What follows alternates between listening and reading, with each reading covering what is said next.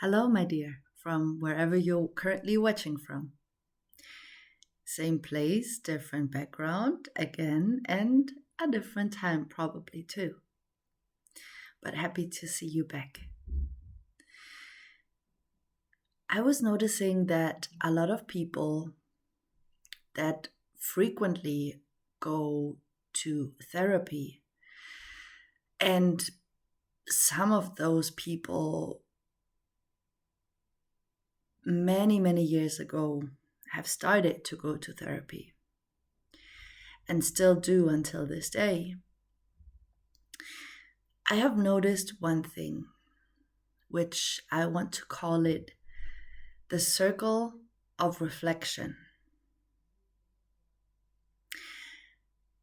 First and foremost, I believe that therapy is greatly and highly valuable. And I recommend that if you feel that message resonates with you in any kind of way, there is help out there.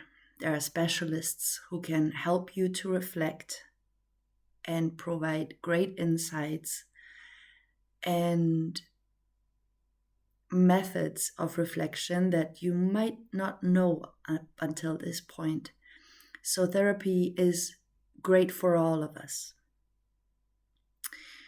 I notice also that for some professions, like for me, for example, working with other people in the sector of social work, it can be also a great value because always when we work with people, when we meet people, when we connect with people, there can be certain blind spots that we're just not getting because we're involved. So, and with involvement, there's always a dynamic being formed throughout that interaction. So, even being reflective, having a team on which I can rely upon and with which I can connect and get a second opinion, it always helps to get a third party who is not there all the time and who can actually get an in or have a perspective that is free from that dynamic in whatever kind of way. So, also for my colleagues and a lot of my friends who are social workers too, it can be also a great resource to actually figure out the own blind spots that we have as social workers, but also the blind spots that we might not see within the interaction. And so, in order to keep a professional level at work, but at the same time, making sure to support our clients in the best way possible, a so called supervision can be a great help and a great value and a great resource. So, all of that said, I noticed that it is one thing to proactively make the decision to go to therapy, to work on a deeper level with certain aspects of oneself,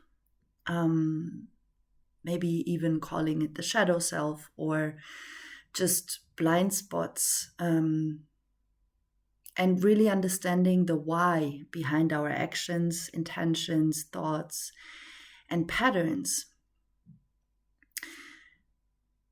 And I also believe that there is no moment in time when we can stop to do that, because it is always great to ask ourselves, why are we doing certain things? Or why do we say certain things? Why do we think a certain type of way? And where does that come from? So this question, this accumulation of questions can always bring great insight and a better understanding in how we function with ourselves, but also in interacting with others. However, I also noticed that to some people, the way to the therapist, or to get certain support systems in order to help them in their current situation, and the questioning of why, it can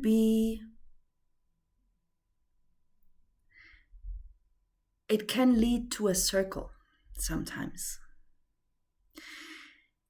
And I believe that this always happens when we so much start to get used to that questioning why, that we forget to take action. And we can become, or we can get stuck, sometimes even stuck, in that circle of reflection, because the more questions we ask, the more answers we will get, but also the more questions arise. And more so if you're continuously experiencing that, asking those questions, providing those answers, and just opening up to that kind of reflection, maybe with your friend groups, with your environment, with your colleagues, in your own personal environment, in whatever kind of way that looks like, that can become a habit. Which, of course, one could argue it's a healthy habit, because the deeper we go, the deeper we learn, right? Well, I think in one way, definitely, we can learn from that.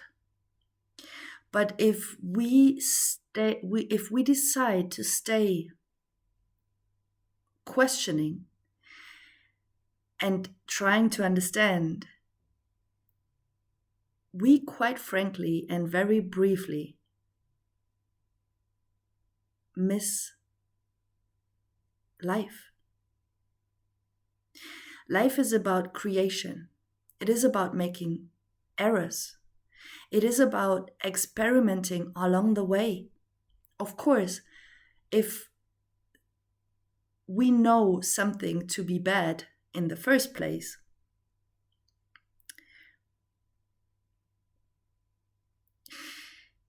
we don't need to do a certain bad habit or make a decision that we already know that is a bad one. And if we tend to find ourselves in a situation where we may be repeating bad habits in making bad decisions, and we have difficulties of breaking out of these, therapy can be great, because it can open up, especially to those blind spots that in that specific moment one cannot see by oneself. But for this video, I wanted to talk more about the frequent usage of those kind of reflectional questions, and using the support systems that are in place in a way where we excuse to be stuck in bad habits, in bad modes, and at the same time, sometimes maybe even answering to why we do that, and still kind of figuring out the root cause of that, but being very vocal about it, that we can discuss it, that we can even know that it's a blind spot. However, those conversations on a superficial level, they might seem very reflective. They might seem even very deep. Sometimes maybe philosophical in a way. And one could think that that is the way to go. But what I noticed is that if there's no action behind it, if there's no real change behind it, there's the risk of getting stuck into that circle of reflection, which for some people even results in an excuse for bad decisions. And with bad decisions, I'm not trying to be judgy about it or judgmental about it, but more so noticing that whatever has brought those people to therapy is the exact same reason why they are being stuck. Wanting help and asking for advice is a great first step, and it takes a lot of courage and strength to face the answers that might result. But once you have the answers, and once the path seems clearer, if there are no actions behind it, even if it's just 1% more than yesterday, in whatever kind of way that looked like, it is basically repeating the lessons, but maybe more so on a deeper level. With each time we get a deeper understanding of how we are, what we are, and why we are that way. And once we look back, the years are passing. And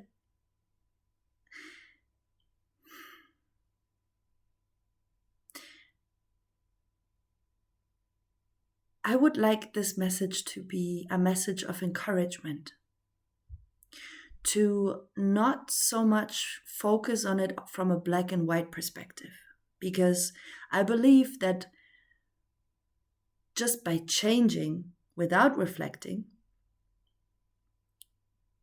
there can be harm as well, and there can be stagnation too. But at the same time, this might be true if we just reflect without taking the necessary steps. So I believe there is a very small line that might look different to all of us. But if you feel this message resonating with you, I would like to ask you if the reflection that you seek, is it a reflection of getting the answer? Or is it to encourage you to change? And by change, making one step different today than you did yesterday.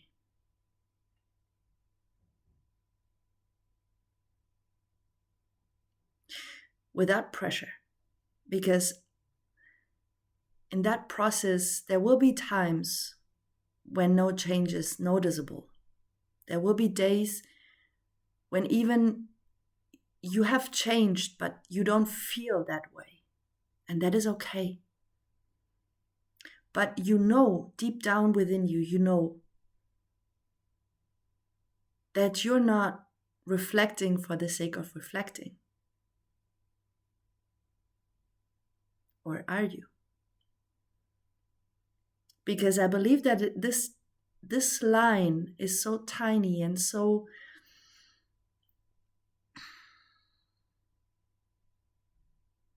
subtle that even from a professional way of looking at it,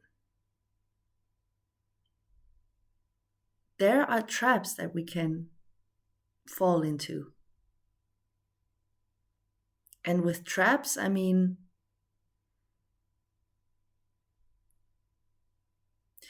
talking can help.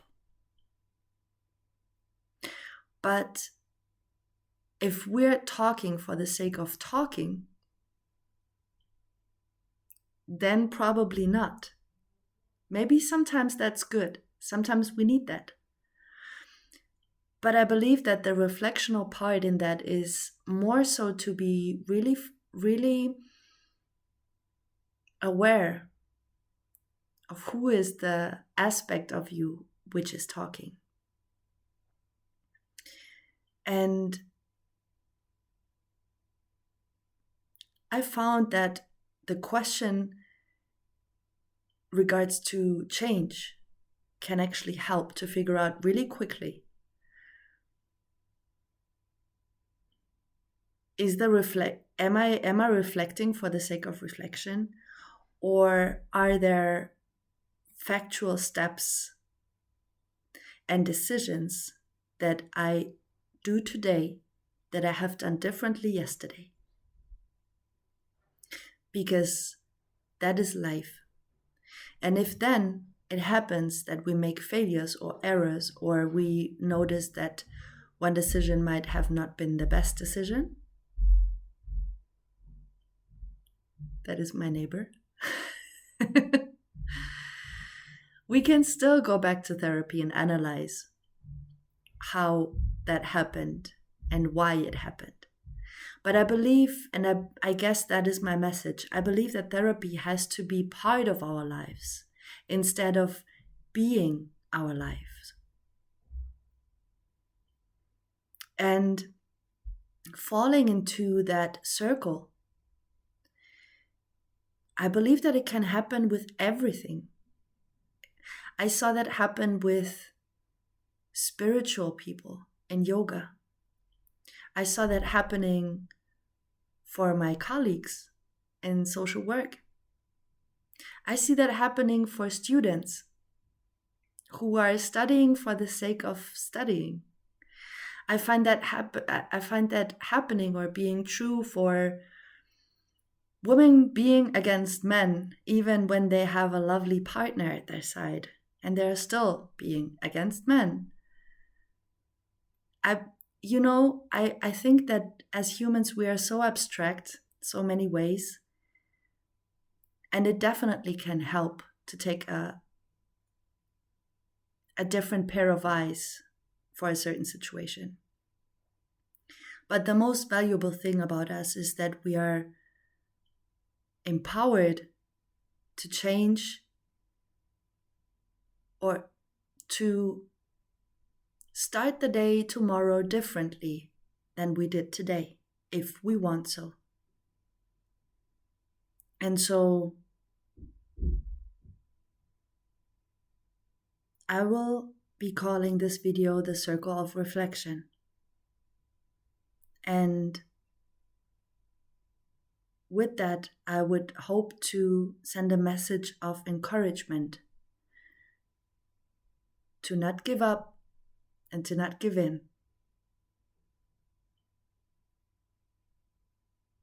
but to find the small line in between. So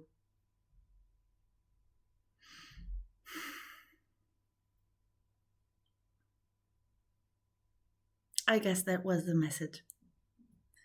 And I appreciate you. And see you in the next one. Bye.